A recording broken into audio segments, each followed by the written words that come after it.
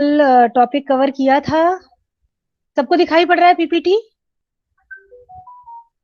सबको yes ma'am. PPT दिखाई पड़ रही है? हाँ। तो जी। Yesterday we have discussed about clinical trial data management. Okay. तो आज हम लोग उसी के आगे प्रोसीड करेंगे।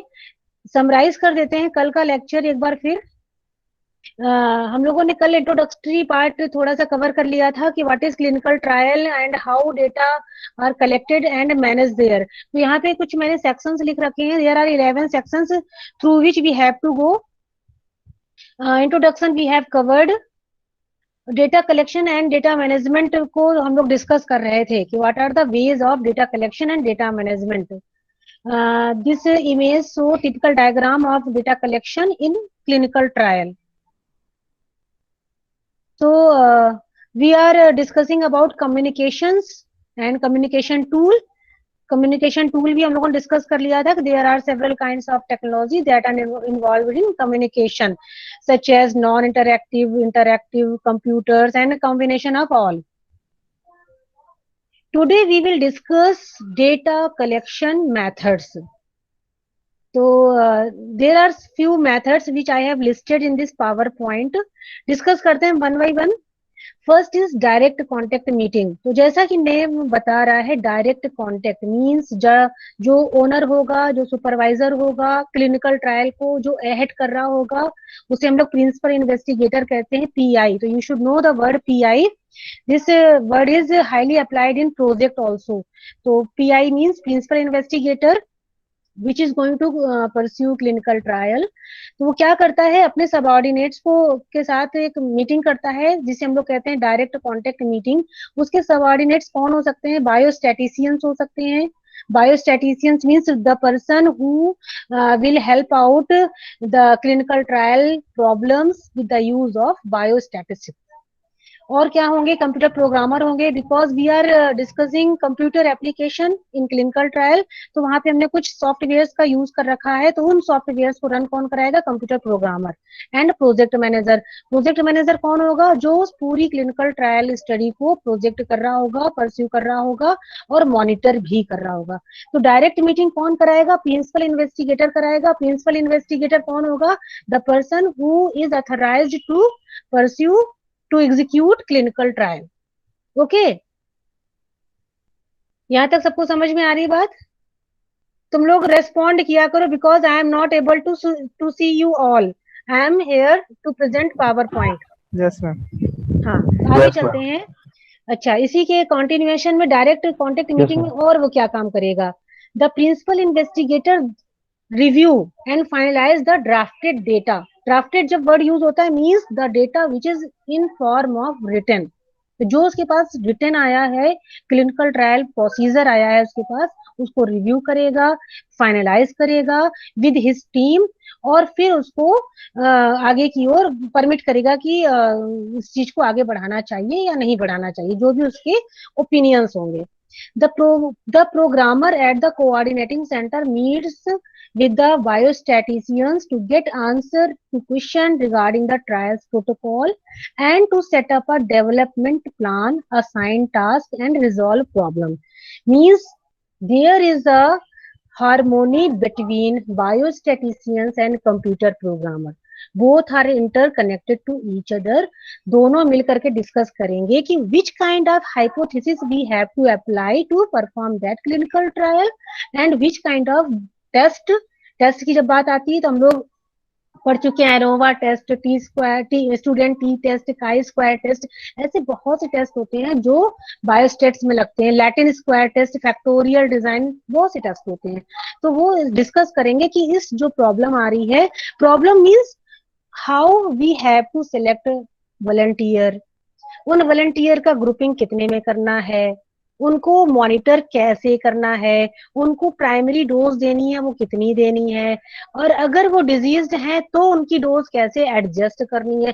These kinds are problems which are interacted, which are encountered during clinical trial. ठीक है, तो ये सब चीजें डायरेक्ट कॉन्टेक्ट मीटिंग से होंगी. तो we are discussing about clinical trial data collection and management. तो यहाँ पे हम ये डिस्कस कर रहे हैं कि सबसे पहले डायरेक्ट कॉन्टेक्ट मीटिंग की जाती है, जो बहुत फीजिबल है और अप्रोप्रिएट भी है। सेकंड आता है थ्रू टेलीफोन। ठीक है, अगर डायरेक्ट मीटिंग नहीं हो रहा है, क्यों टेलीफोन की बात कब आती है, जब जो प्रिंसिपल इन्वेस्टिगेटर या उसकी टीम जो है वो अपार्ट है, अपार्ट फ्रॉम द लोकेशन, जिस लोकेशन पे हमें स्टडी करनी है वहां से दूर है, तो टेलीफोनिकली भी वो एक दूसरे से कनेक्टेड हो सकते हैं। The telephone is still one of the primary means of communication for clinical trial personnel. जब भी पर्सनल की बात आएगी, means the person who are involved in clinical trial study. They may be administrative, they may be trustees, they may be principal investigator, and they may be human volunteer. Okay, for the transmission of digital data from one location to another. Various software packages. अब हम लोग फिर आगे software oriented हमारा ये discussion है, तो हम लोग सॉफ्टवेयर को डिस्कस करेंगे। Various software packages have been developed for this purpose. Using a voice modem, सब लोग को पता है वॉइस मॉडेम क्या है, बहुत से लोगों ने देखा भी होगा क्या होता है। क्या कोई मुझे बता सकता है वॉइस मॉडेम क्या होता है?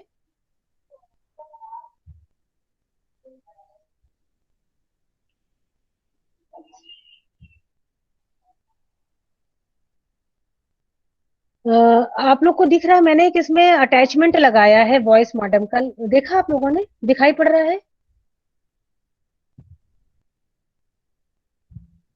आप यस लोग? मैम। हाँ, ये शॉर्ट नोट्स मैंने टैग किए हैं, इसे टैगिंग कहते हैं, पावर पॉइंट में टैगिंग की है मैंने ये, तो इसमें मैंने वॉइस मॉडेम को एक्सप्लेन किया है।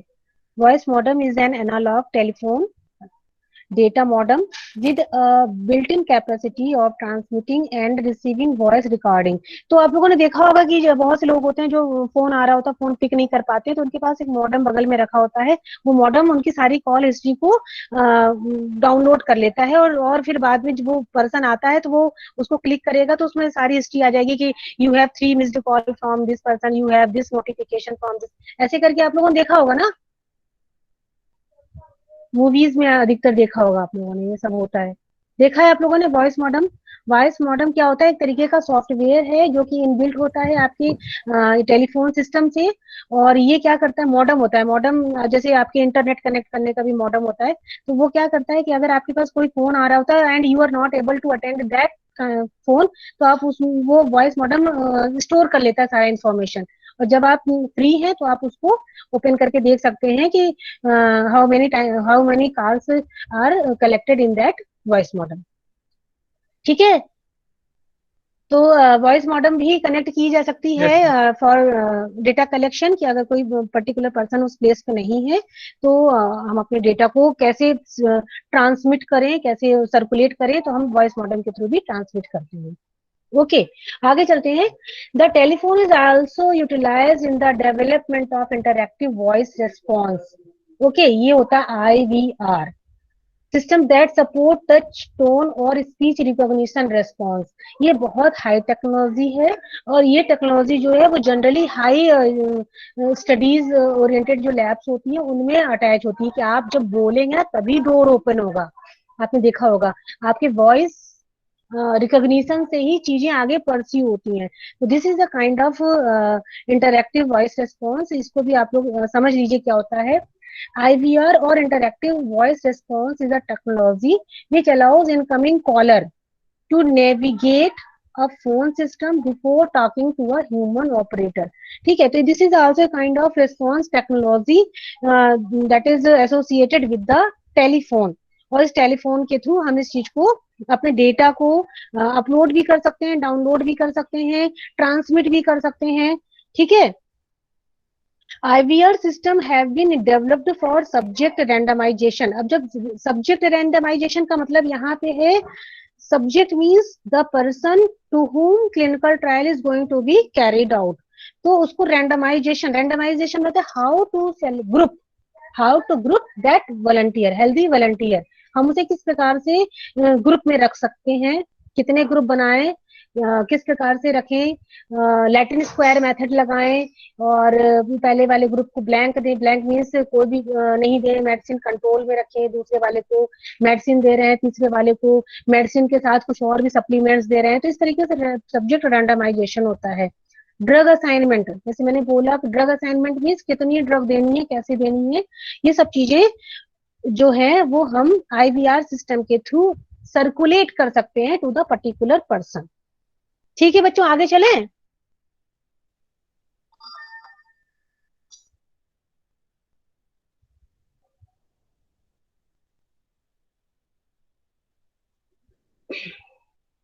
एक मिनट, कौन है जो मेरे से,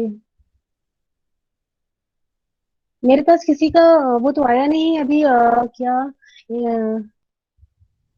कोई मीटिंग ज्वाइन करना चाहता है? कौन है? सोनम है। सोनम क्या ज्वाइन नहीं हुई मीटिंग अभी तक?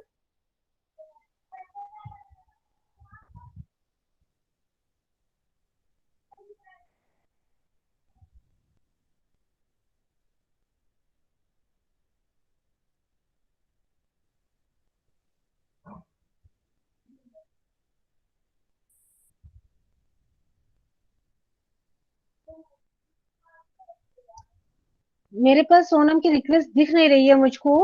उसका मैसेज आ रहा है मुझे ज्वाइन करना है, लेकिन मेरे पास उसकी रिक्वेस्ट दिख नहीं रही है यहाँ पे।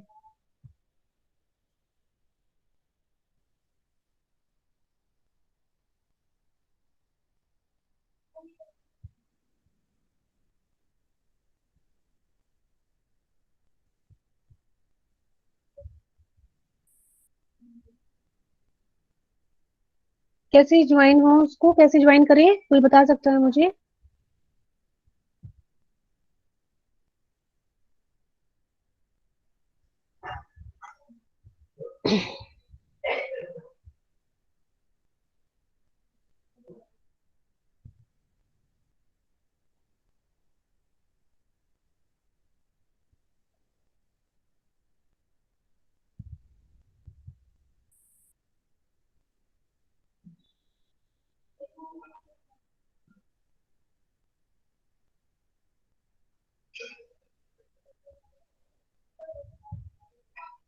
चलो फिर आगे चलते हैं।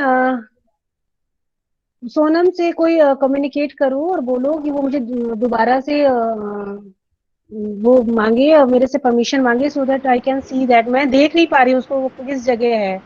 मैम मैं ज्वाइन हो गई। मैम ज्वाइन किया हो है गए हो? मैंने। चलो ठीक है। और यस कौन मैम। है जो ज्वाइन नहीं हो पा रहा है, मैसेज डाल रहा है मेरे को?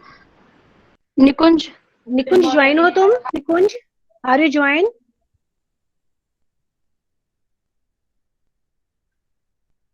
नीरज, प्रकाश कौन है? प्रकाश क्या तुम ज्वाइन नहीं हो? इन लोगों ने लगता है मुझे दी नहीं है अपनी आईडी, है ना? यही होगा, इन लोगों ने मुझे अपनी मीटिंग आईडी दी, वो क्या, सॉरी क्या नाम, ईमेल आईडी दी नहीं है, अब दे रहे हैं ये लोग। मैम ज्वाइन है ज्यादा। हाँ, फोन किसका आ रहा है, एक मिनट बच्चों को।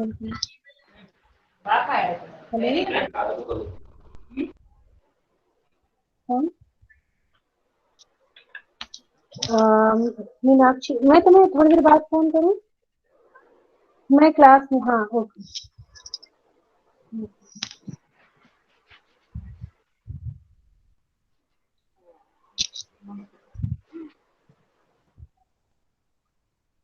हाँ, हम लोग आगे की ओर प्रोसीड कर रहे हैं। तो दो टॉपिक हम लोग कवर कर चुके हैं, डायरेक्ट कॉन्टेक्ट मीटिंग और टेलीफोन। तो ये सब बच्चों देखो, तुम लोग का जो टॉपिक है ना वो यही है, data clinical trial, data collection and management. These are the points for data collection as well as their management. Okay, तो नेक्स्ट आते हैं fax. Fax technology is also used to fax data collection forms as an image to a computer equipped with OMR और OCR software. ठीक है, तो अब OMR और OCR software क्या होते हैं?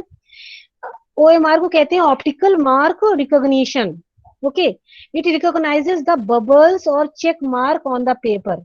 तो ये जो सॉफ्टवेयर होता है, ये जितने बबल्स या चेक मार्क अगर लगा है बुलेट फॉर्म में है तो it can recognize that.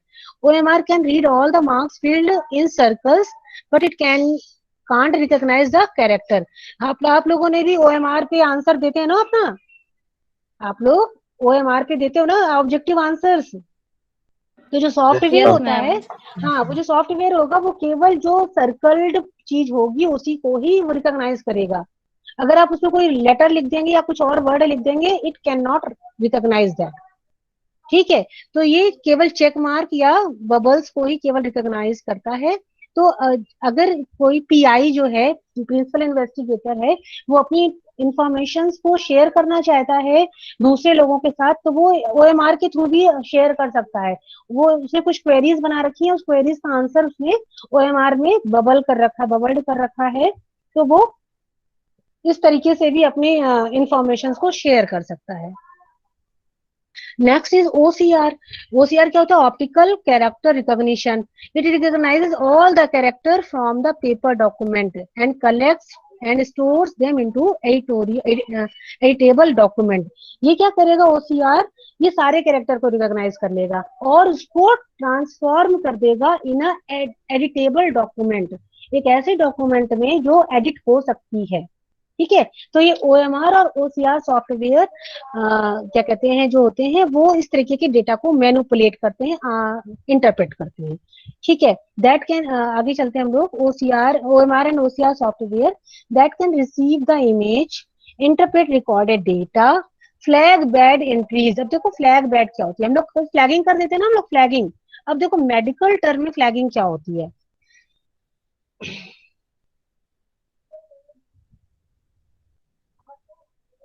Yellow flag discuss करते हैं। येलो फ्लैग्स अगर कर रखा है तो these are the symbolic of psychological और ऑक्यूपेशनल फैक्टर्स दैट में affect patient presentation and treatment approaches and outcomes.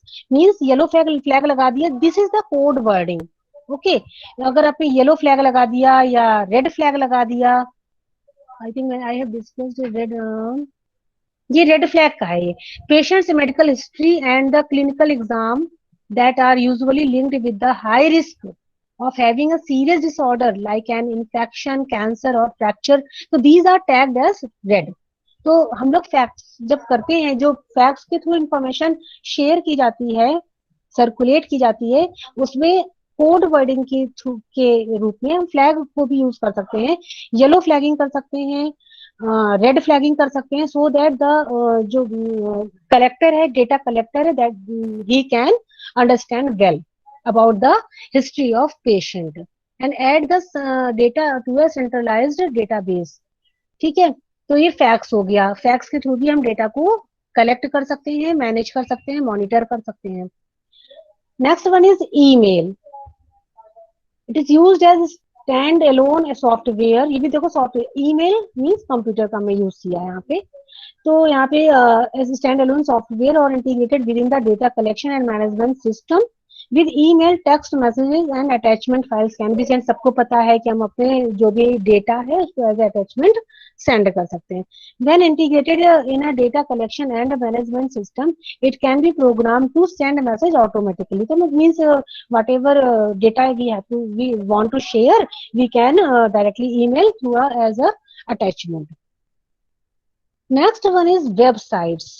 How websites are utilized for data management and collection. Clinically, trial information is disseminated among the various individuals and collaborating organizations running and monitoring these trials via websites। कह रहा है कि कई सारी clinical trial information disseminate mean circulate की जाती हैं through the websites. कैसे, क्या क्या कर सकते हैं इसमें? Trial website provides trial personal and easy, secure and real time access to information. Means हम एक वेबसाइट दे देंगे ट्रायल पर्सनल को कि इससे आप अपनी जो भी information you want to check, you want to collect, तो आप यहाँ पे देख सकते हैं। तो ये बहुत इजी है, सिक्योर है, रियल टाइम एक्सेस, मतलब आपका टाइम लॉस नहीं होगा, आपको इंस्टेंटली आपको the information you want to check आप देख सकते हैं। क्या क्या इंफॉर्मेशन वेबसाइट्स पे इंक्लूड कर सकते हैं?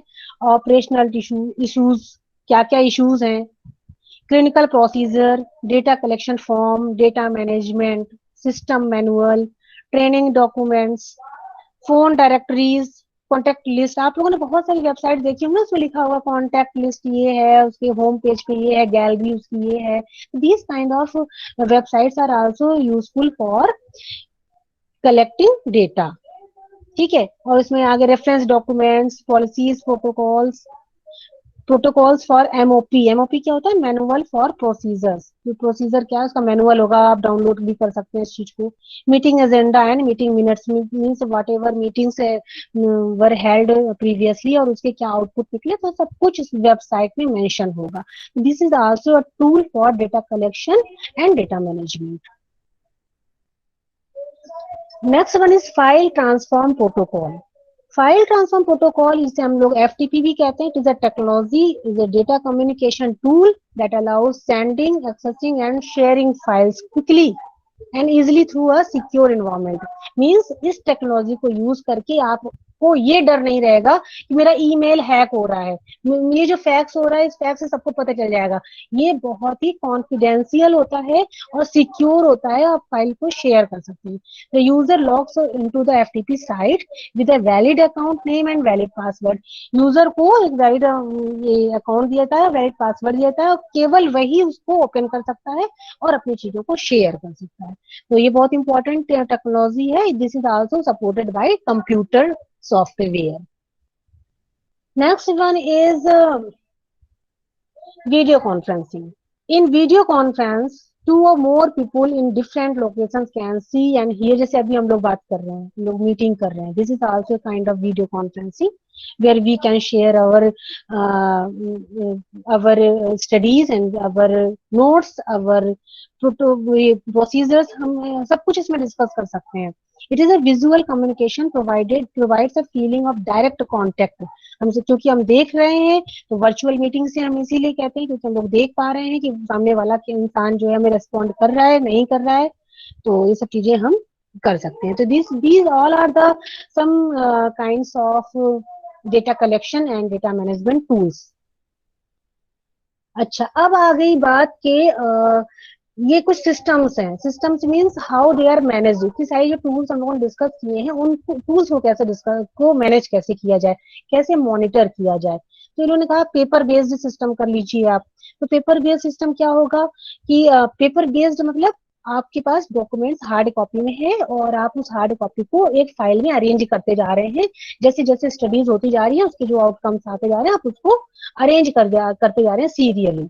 तो these are still being used by many contract research organization। सब लोग जानते हैं कॉन्ट्रैक्ट रिसर्च ऑर्गेनाइजेशन क्या होता है। ये कॉन्ट्रैक्ट होता है कि आप इतने टाइम के लिए इसके साथ, इस वाली लैब के साथ, इस वाले इंस्टीट्यूट के साथ बाउंड हो गए हैं। Now you both are working collaboratively.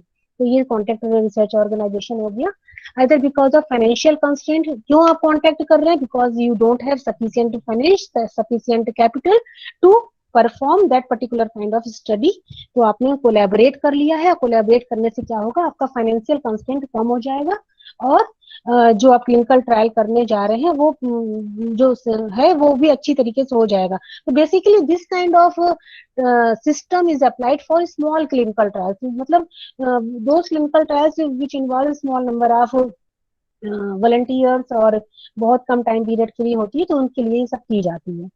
अच्छा, their advantage are that no computer hardware or software is required because we are talking about pure paper based system, so we are not here involved any computer hardware or software, ठीक है, because data recorded manually or paper form, but it also has a major drawback।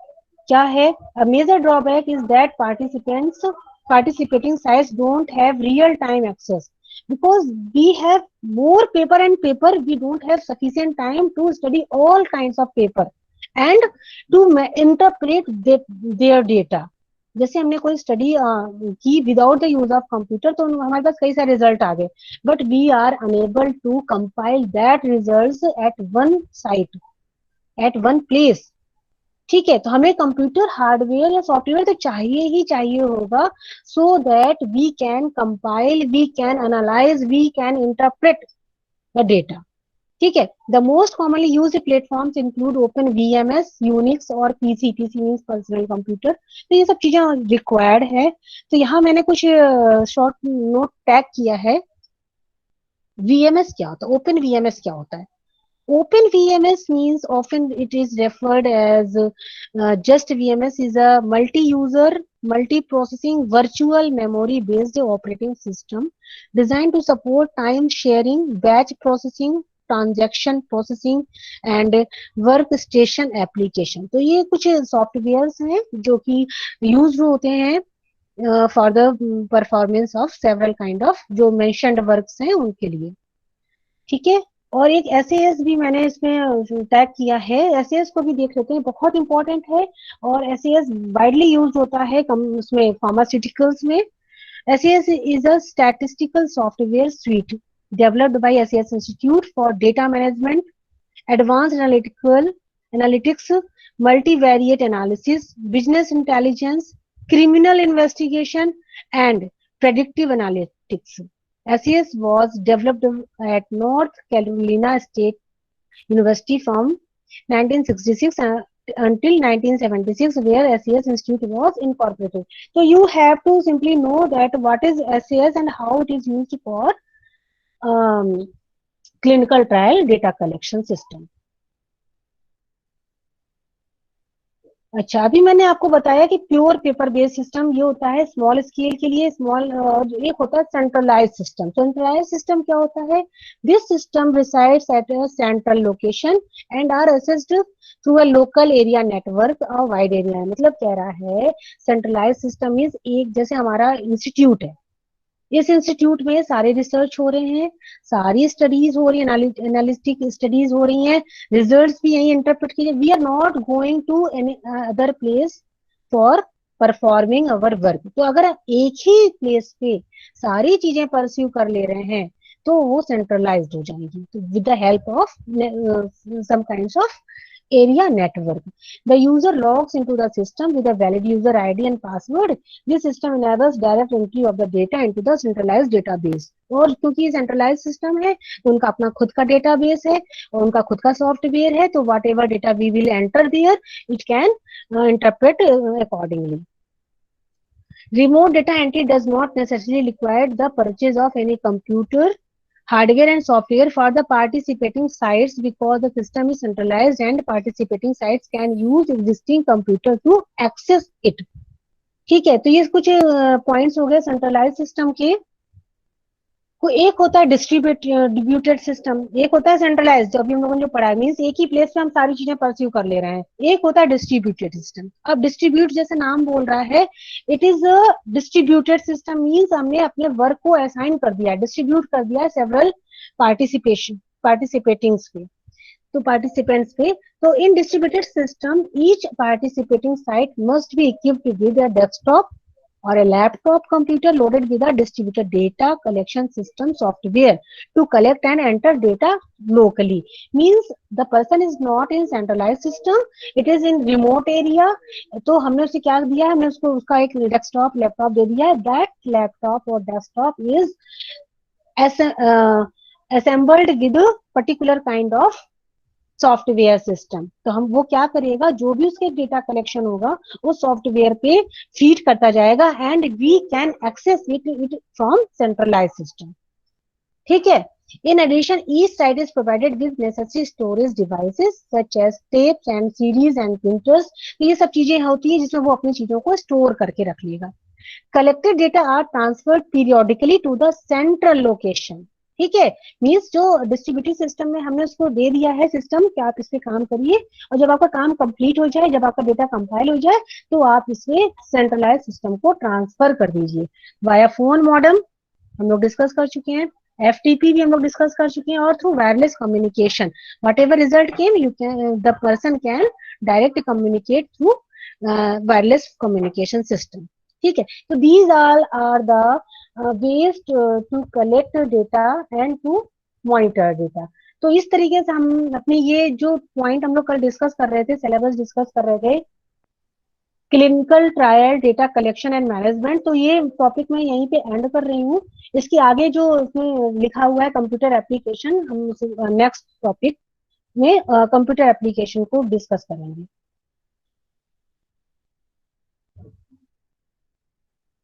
किसी को कोई problem है? सबको समझ में आ रहा है?